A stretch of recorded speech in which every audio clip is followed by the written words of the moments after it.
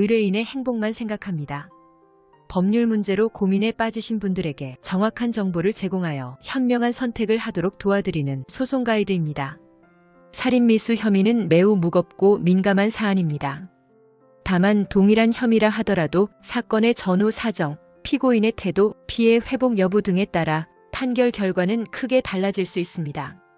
형사사건에서 법원이 형량을 결정할 때 무엇을 중요하게 보는지 이해하는 것은 피고인과 그 가족에게 실질적인 도움이 됩니다. 우선 살인미수의 본질을 간단히 짚어보면 사람을 죽이려는 의도는 있었지만 결과적으로 살해가 완성되지 않은 경우입니다. 이때 법원은 단순히 결과만 보는 것이 아니라 범행의 동기, 범행 방법의 잔혹성, 피해자와의 관계, 사용한 도구의 위험성, 범행이 계획적이었는지 우발적이었는지 등을 종합적으로 평가합니다. 같은 범죄라도 우발적 충동적 상황에서 발생한 경우와 사전 계획을 거쳐 실행된 경우의 판단은 달라질 수밖에 없습니다. 또한 피고인의 이전 전력이나 사회적 신분도 판단에 반영됩니다. 범죄 전력이 전혀 없고 가정, 직장 등에서 사회적 유대가 분명할 경우 법원은 재범 가능성이나 사회적 위험성이 낮다고 판단할 여지가 있습니다. 반대로 반복적 폭력 전력이나 범죄 경력이 있다면 감형 가능성은 낮아집니다. 중요한 점은 피고인이 사건 이후에 보이는 태도입니다. 진정한 반성, 피해자에 대한 적절한 조치, 그리고 수사에 협조하는 태도는 법정에서 긍정적으로 작용합니다. 실제 재판에서 집행유예를 받을 가능성은 여러 요소의 결합 결과입니다. 특히 다음과 같은 요소들이 감형 또는 집행유예의 판단에 큰 영향을 줍니다. 사건이 우발적이었는지, 피해 회복 노력이 있었는지, 피고인의 연령, 건강 상태, 가족 부양 여부 등 사회적 책임이 있는지, 그리고 재범 위험을 낮출 수 있는 정황이 확보되어 있는지 등이 그것입니다.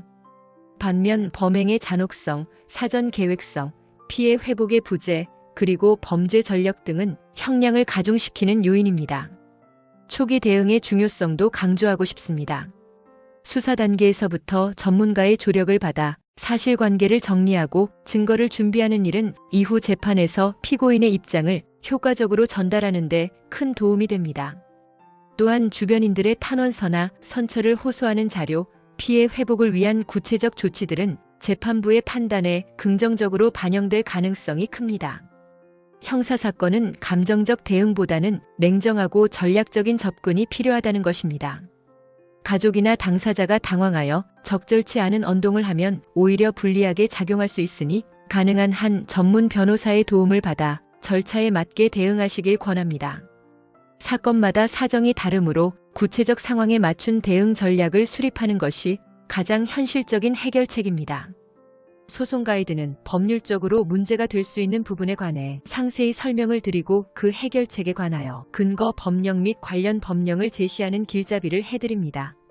항상 노력하는 자세로 의뢰인의 이익을 최우선하는 모습을 보여드리겠습니다. 소송에 대한 자세한 상담을 원하신다면 변호사 상담 신청을 누르시고 더 많은 정보를 보고 싶으시다면 소송 가이드 카페를 방문하시면 됩니다. 내용이 마음에 드셨다면 구독과 좋아요, 알림 설정 부탁드립니다. 더 좋은 내용으로 찾아오겠습니다. 꼭 승소할게요.